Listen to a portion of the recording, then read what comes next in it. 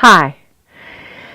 I witnessed something this morning at my mother's church. It's a traditional church, and she has a Sunday school class that has, I don't know, 5 or 6 people in it that are all over 80, I'm sure, if not over 85. Anyway, the lesson was about Amos. Now, I'm not big on exactly what was going on, except it developed a conversation of being silent. It developed a conversation of when to speak up and comment on what is happening and when to argue and when to, you know, profoundly proclaim something that is correct. They got into a political discussion. And so here's these wonderfully Christian older people. I mean, older in relationship to, they're not 150, but they're middle-aged, according to my mother.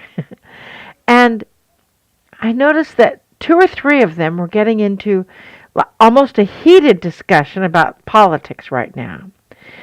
The one that was in disagreement stated that, everybody has their own perception as to the way things ought to be. And this person, I have to admire because she did not get into the heated discussion. She did not get involved in everything that was going on, the drama, the trauma, the disagreement of opinions. She didn't attempt to convince anyone else. She just stated very calmly, in an understanding, accepting fashion, that everybody has their own opinion, everybody has their own perception. That doesn't make one right or the other wrong. And that's a pretty enlightened way to look at things. So when you're in a discussion and you think that, well, this is the way it ought to be and this is the way you are, stop. Take a deep breath. See what is coming through. And understand that everybody has their own idea of the way things ought to be. So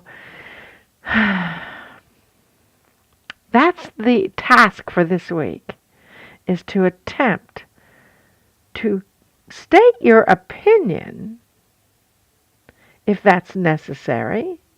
Not be silent necessarily, but to understand that opinions are kind of like noses. Everybody's got one. Namaste.